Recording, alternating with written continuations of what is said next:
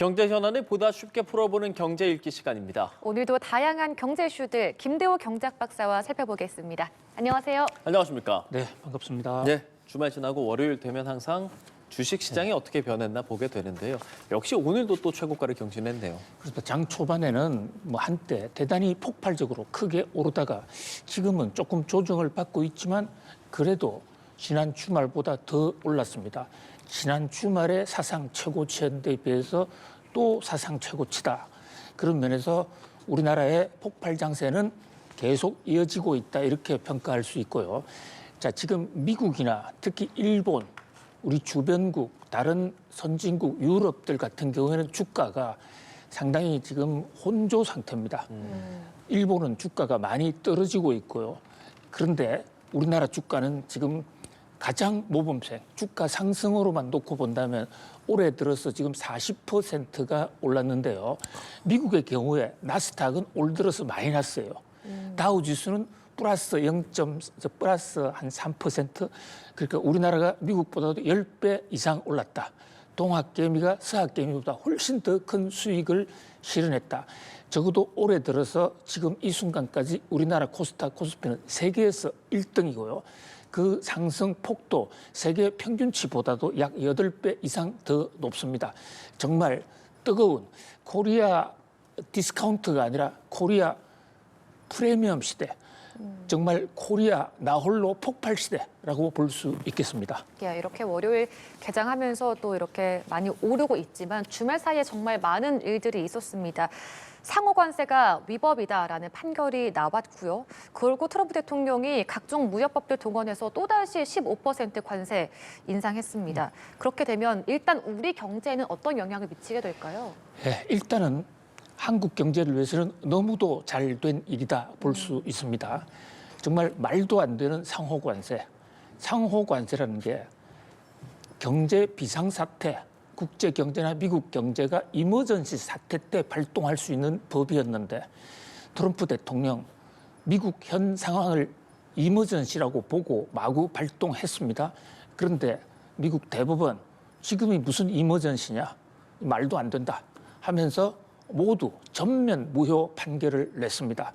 트럼프가 지명한 대법관도 많은데요. 현재 지금 트럼프의 공화당계가 전체 9명 중에 6명입니다. 그런데 그 6명 중에 절반이 트럼프 정책이 잘못됐다라고 무효 선언한테 동참하면서 거꾸로 3대 6으로 압도적인 차이로 트럼프 관세는 근거 없다, 무효다 이렇게 판정이 났거든요. 예. 그러니까 우리로서는 그동안에 트럼프 관세 때문에 굉장히 타격을 많이 받았고 특히 상호 관세는요. 우리는 미국하고 협정을 맺어서 한미 FTA 제로였는데 이게 갑자기 상호 관세가 15%로 올라간 것입니다. 물론 반도체라든지 철강은 상호 관세가 아니에요. 이것은 품목별 관세이기 때문에 25% 그것은 그대로 유지가 됩니다만은 그 품목별 관세에 맞는 것을 빼고 나머지는 그야말로 우리로서는 정의가 실현됐다. 추가 관세 부담에서 상당히 벗어났다고 볼 수 있는데 다만 사전에 저희들이 예측한 대로 여러 번 예고해드린 대로 트럼프 여기서 끝나지 않을 것이다. 트럼프는 또 다른 플랜 B를 가지고 있을 것이다라고 예측하지 않았습니까? 역시 예상대로 플랜 B, 이른바 무역법 122조라는 것을 끌고 와서 또 관세 15%를 때렸거든요. 형식 논리적으로만 보면 기존의 상호 관세나 글로벌 관세, 무역법 122조에 따른 이 관세율 15%는 똑같습니다. 그러나 내용 면에서는 완전히 차원이 다른 거예요. 우선 새로 발동한 무역법 122조에 따른 관세 15%는요. 시한이 150일만 발동할 수 있고 추가하려면 의회 동의를 구해야 되는데 의회 동의 받기 쉽지 않을 겁니다. 자, 그다음에 현재 무역법 122조로 15% 때렸지만 요게 또 무효라는 미국 법률 당국, 사법 당국 또는 많은 변호사들이 벌써 소송 준비를 하고 있습니다. 새로 때린 15%는 발동 요건이에요. 미국이 경상수지에서 심각한 적자이거나 미국 달러가 무너지는 순간에 발동할 수 있다 이렇게 되어 있는데 미국 달러가 지금 무너지고 있습니까? 전혀 그렇지 않죠. 거기다가 미국이 지금 무역 적자는 조금 적자인데 그것을 포함한 경상수지 전체를 기준으로 이 법은 발동하게 되어 있습니다. 경상수지 전체로는 미국이 서비스 수지를 흑자기 때문에 별 적자 없습니다. 따라서 지금 글로벌 관세 15% 때린 거 저거 또 바로 법원에 제소가 들어올 가능성이 높고 강력히 시행돼봤자 150일 한도일 겁니다. 문제는 자 트럼프가 일단 플랜 B를 가지고 날짜만 유예해놨는데요. 트럼프는 플랜 C가 또 있을 거예요. 그렇겠죠. 그래서 정말 무시무시한 또 다른 대책을 가져올 텐데 자 이번 플랜 B 그러니까 상호 관세가 무효될 때도 죄송합니다. 그 가져온 대체제가 시큰둥한 거잖아요. 지금 남아있는 트럼프가 의회의 동의를 구하지 않고 때릴 수 있는 제도 그렇게 여의치가 않습니다. 물론 통상법 301조도 있고 수퍼 301조도 있고 또 관세법 328조도 있는데 이것들은 그 얼음장을 놓기에는 굉장히 유리하지만 관세 폭탄율도 굉장히 높습니다. 그러나 이것은 일정 발동 요건이 있어야 되고 조사를 한참 해야 되는 겁니다. 상호 관세는 조사도 필요 없이 전 세계를 향해서 무조건 때렸던 것이거든요. 그런 데 비해서는 트럼프 마음대로 관세를 때리기는 어려울 것입니다. 다만 트럼프 입장에서는 전 세계를 상대로 보편적 관세는 못 때린다 하더라도 트럼프 마음에 트럼프의 괘씸죄가 걸린 나라에 대해서는 그 슈퍼 301조 같은 거를 이용해서 아주 공격적으로 괴롭힐 수는 있거든요. 그래서 우리가 매우 조심해야 되지만은 그러나 일단 상호 관세가 무효된 것은 우리 외교로서는 정말로 천신만고 끝에 용궁 같다 빠져나오는 그런 상황이다. 그런 면에서 굉장히 호재입니다. 다만 여기서 우리가 표정 관리를 잘해야 되는 게 우리가 기쁘다고 환호를 하면 트럼프가 바로 한국만을 상대로 또 다른 관세 폭탄을 때릴 테기 때문에 사실 방송에서 저도 좀 조심스럽습니다. 그냥 얘기하지 않고 우리 속으로 잘 됐다라고 느끼는 그런 지금 그게 훨씬 더 중요하지 않을까 이런 생각을 해봅니다. 예, 그러면 말씀해 주신 대로 사실 트럼프 대통령이 어떤 생각을 하고 있을지 그 외 뭐 다른 품목에 대해서는 어떻게 할지도 관심이기도 하고 우리 입장에서 또 굉장히 지금 중요한 건 3,500억 달러 대미 투자입니다. 이 부분에 대해서는 앞으로 좀 어떻게 될 것 같으세요?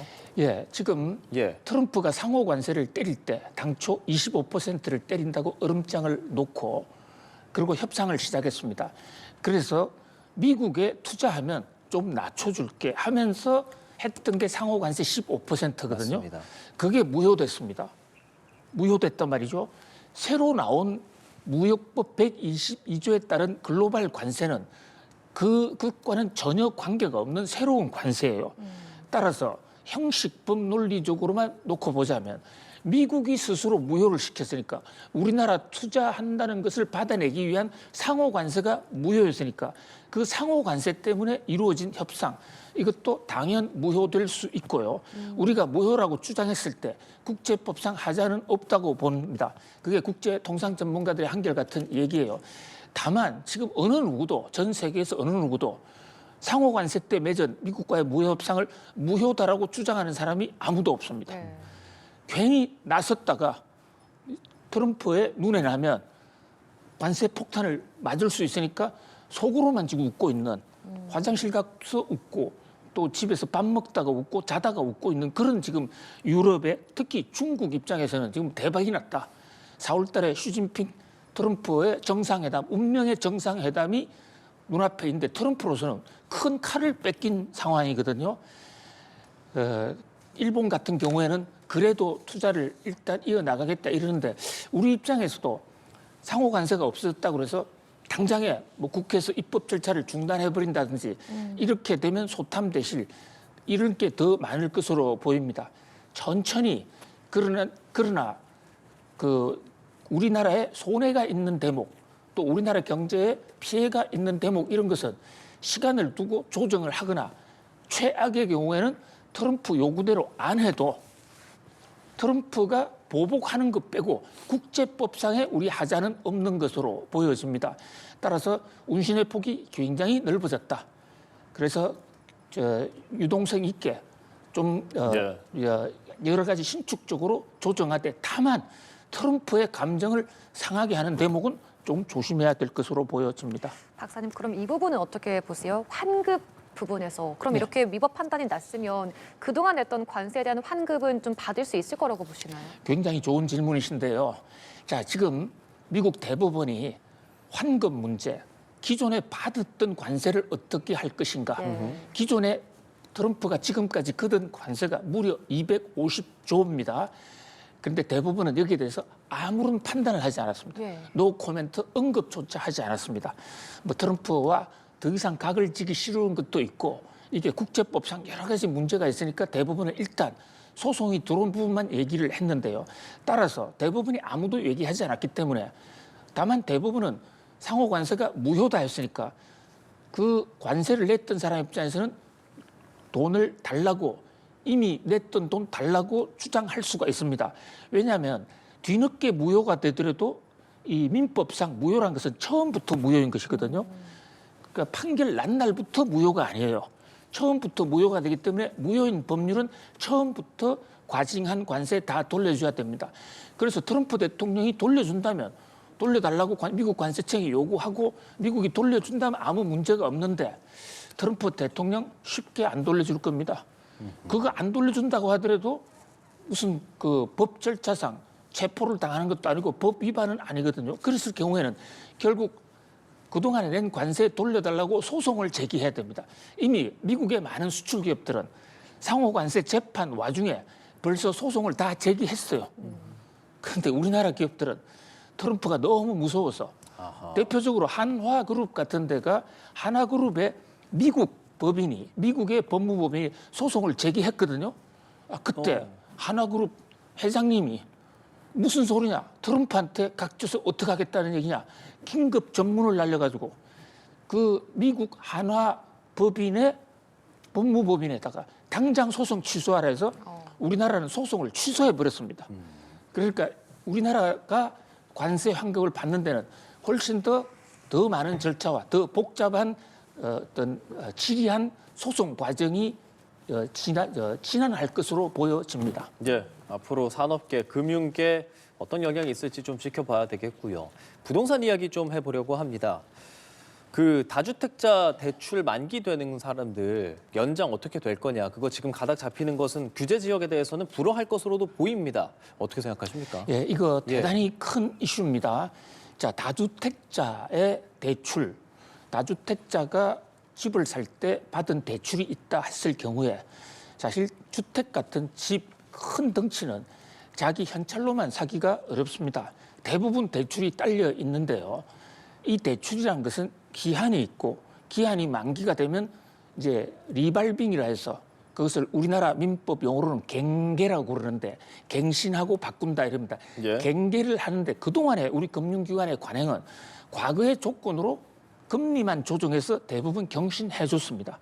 그런데 이 대목 안 해줄 가능성이 상당히 높아지고 있습니다.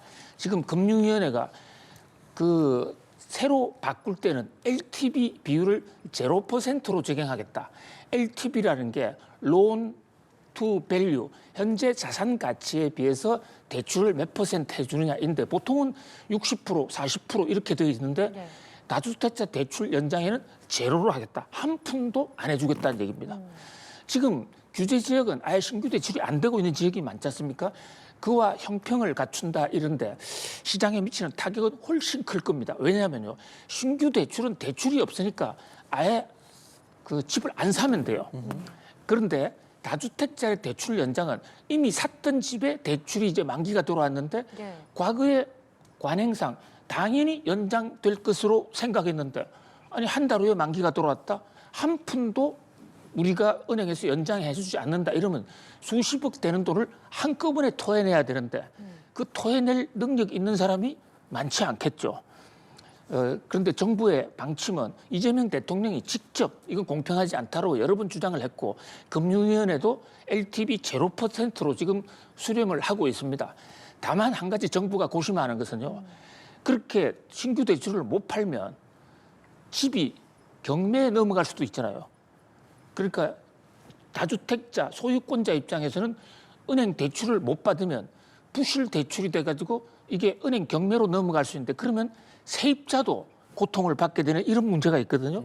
그래서 세입자 어떤 이 출구 전략 그것을 대책을 세우겠다고 나오는데 어쨌든 정부의 입장은 그 다주택자의 주택 연장에 대해서는 한 푼도 대출 연장 없다. 이런 쪽으로 방침이 굳어져 가는 것 같습니다.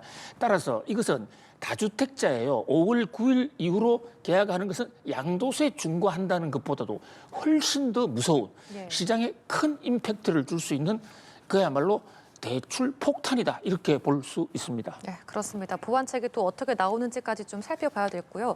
마지막으로 좀 짧게 여쭤보면 강남구 아파트 가격이 사실상 뭐 보합세를 보이고 있고 직전주에 대비해서 그리고 매물 또한 한 달 새 19% 나왔다고 하는데 이제 5월 9일 유예가 종료가 된다고 하면 부동산 시장에 어떤 영향을 좀 미칠 거라고 보시나요? 예, 부동산 가격은 당일 시세를 그대로 판단하기는 쉽지가 않습니다. 실거래가를 하더라도 그것이 국토부를 통해서 통계에 올라가는 데는 며칠이 걸리거든요. 자, 그런데 지금 주간 상승률 0.01% 거의 변하지 않았다. 네. 이게 거의 20개월 만에 처음 있는 일입니다. 계속해서 집값이 큰 폭으로 오르기만 했는데 최근 발표된 부동산원의 주간 상승률 거의 보합 수준인데요. 그걸보다 더 앞선 그러니까 지금 통계는 안 잡혔지만 지난 주말 또 오늘 어제 이런 시세를 놓고 보면 일부 아침에 조간 언론들이 보도를 했는데요. 이제 부동산 중개업소의 매도 호가 또 매입 호가를 기준으로 보면 이미 몇몇 지역에서는 상당폭 떨어졌습니다. 예를 들면 40억 아파트를 기준으로 볼 때 매도 가격이 5억 이상 떨어진 아파트들도 지금 속출하고 있거든요. 물론 이게 계속해서 확산세로 이어질 것이냐 아니면 이 양도세 폭탄을 피하기 위한 일시적인 매물이냐 그것까지는 아직 판단하기는 어렵습니다만은 이번 주부터 5월 달까지의 이 다주택자 매물이 우리 전국적으로 우리나라 부동산 가격을 좌우하는 굉장히 중대한 변수가 될 수 있을 것으로 보여집니다. 네, 알겠습니다. 오늘 경제 이슈들 김대호 경제학 박사와 함께 짚어봤습니다. 오늘 말씀 고맙습니다. 감사합니다.